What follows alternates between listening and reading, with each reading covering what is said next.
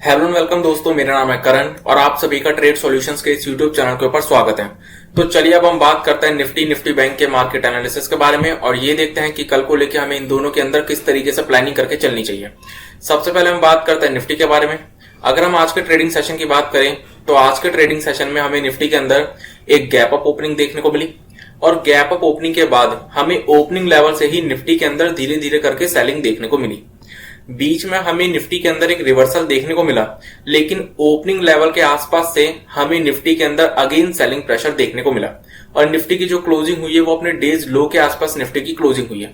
तो अगर हम निफ्टी के चार्ट को ध्यान से देखें तो आज के ट्रेडिंग सेशन में निफ्टी जो है वो ऑलमोस्ट एक रेंज के अंदर ही ट्रेड की है। अब अगर हम बात करें कि कल को लेकर इसके अंदर किस तरीके से प्लानिंग करके चलनी चाहिए, तो निफ्टी के लिए अपसाइड में हमारे सामने एक इंपॉर्टेंट लेवल निकल कर आता है और वो है 15,925 का लेवल।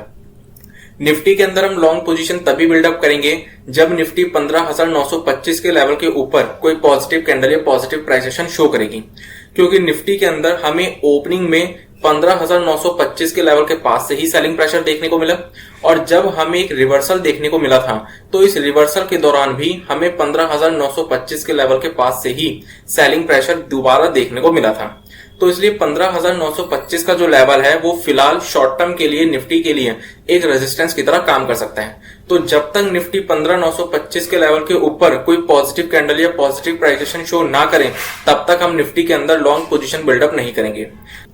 लेकिन अगर निफ्टी 15,925 के लेवल के ऊपर कोई भी पॉजिटिव कैंडल या पॉजिटिव प्राइस एक्शन शो कर देता है तो फिर हम निफ्टी के अंदर लॉन्ग पोजीशन बिल्डअप कर सकते हैं। और लॉन्ग पोजीशन के केस में जो हमारे सामने निफ्टी के अंदर टारगेट्स निकल कर आएंगे वो निकल कर आएंगे ये गैप के लेवल्स। मतलब ये गैप हमें निफ्टी के अंदर फिल होते हुए देखने को मिल सकता है, जिसका मतलब ये होता है कि निफ्टी के अंदर फिर हमें 16,175 तक के लेवल्स देखने को मिल सकते हैं। अब अगर हम बात करें शॉर्ट पोजीशन की, तो शॉर्ट पोजीशन हम निफ्टी के अंदर दो तरीकों से बिल्डअप कर सकते हैं। अगर निफ्टी फ्लैट ओपन होता है या हल्का फुल्का gap up gap down open होता है और अपने इस स्विंग लो के लेवल को ब्रेक करता है तो हम निफ्टी के अंदर शॉर्ट पोजीशन बिल्डअप कर सकते हैं, जिसमें कि सबसे पहले टारगेट्स हमारे सामने निकल कर आएंगे ये स्विंग के लेवल्स, जो कि हमारे सामने निकल कर आते हैं लगभग 15,715 के आसपास के लेवल्स। और अगर 15,715 के लेवल्स ब्रेक हो जाते हैं तो फिर हमें निफ्टी के अंदर ये जो स्विंग के लेवल्स देखने को मिल रहे हैं ये लेवल्स हमें इसके अंदर शॉर्ट पोजीशन के केस में दूसरे टारगेट्स देखने को मिल सकते हैं, जो कि लगभग 15,625 के आसपास के लेवल्स हैं। दूसरा तरीका शॉर्ट पोजीशन बिल्डअप करने का क्या है कि अगर हमें निफ्टी के अंदर अपसाइड मोमेंटम देखने को मिल जाता है और 15,925 के लेवल के पास हमें निफ्टी देखने को मिल जाता है और उस लेवल पर अगर हमें कोई भी नेगेटिव कैंडल या नेगेटिव प्राइस एक्शन देखने को मिलता है तो हम 15,925 के लेवल के पास भी शॉर्ट पोजीशन निफ्टी के अंदर बिल्डअप कर सकते हैं। तो चलिए अब हम बात करते हैं निफ्टी बैंक के मार्केट एनालिसिस के बारे में। अगर हम बात करें निफ्टी बैंक के मार्केट एनालिसिस की तो आज के ट्रेडिंग सेशन में हमें निफ्टी बैंक के अंदर भी गैप अप ओपनिंग देखने को मिली और गैप अप ओपनिंग के बाद हमें ओपनिंग से ही निफ्टी बैंक के अंदर भी सेलिंग प्रेशर देखने को मिला। उसके बाद हमें हल्का सा रिवर्सल बैंक निफ्टी के अंदर भी देखने को मिला, लेकिन हमें फिर से निफ्टी बैंक के अंदर सेलिंग प्रेशर देखने को मिला।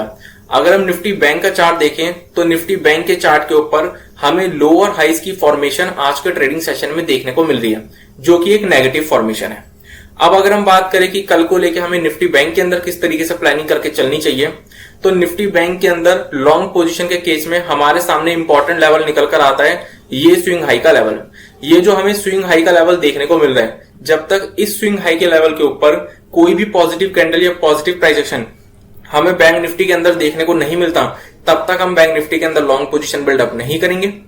और अगर हमें बैंक निफ्टी के अंदर इस स्विंग हाई के लेवल के ऊपर कोई भी पॉजिटिव कैंडल या पॉजिटिव प्राइस एक्शन देखने को मिल जाता है तो हम इसके अंदर लॉन्ग पोजीशन बिल्डअप कर सकते हैं, जिसमें कि सबसे पहला टारगेट हमारे सामने बैंक निफ्टी के अंदर निकल कर आता है ये स्विंग हाई का लेवल, जो कि लगभग 34,150 के आसपास का लेवल है। और अगर 34,150 का लेवल ब्रेक हो जाता है तो फिर हमें बैंक निफ्टी के अंदर ये स्विंग के लेवल्स भी देखने को मिल सकते हैं, जो कि लगभग 34,350 के आसपास के लेवल्स हैं।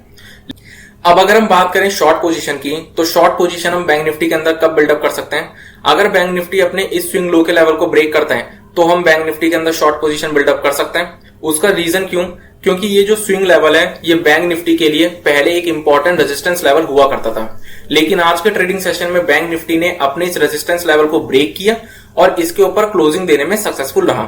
तो अगर बैंक निफ्टी अपने इस स्विंग लो के लेवल को फिर से ब्रेक करता है और इसके नीचे ट्रेड करना शुरू करता है तो फिर हमें बैंक निफ्टी के अंदर गिरावट देखने को मिल सकती है, जिसके चलते हम इसके अंदर शॉर्ट पोजीशन बिल्डअप करेंगे। और शॉर्ट पोजीशन के केस में जो हमारे सामने टारगेट्स निकल कर आएंगे वो निकल कर आएंगे सबसे पहले ये स्विंग लो के लेवल, जो कि हमारे सामने निकल कर आते हैं लगभग 33,400 के आसपास के लेवल्स। और अगर 33,400 का लेवल ब्रेक हो जाता है तो फिर हमें इसके अंदर ये स्विंग लो के लेवल्स भी देखने को मिल सकते हैं, जो कि लगभग 32,975 के आसपास के लेवल्स हैं।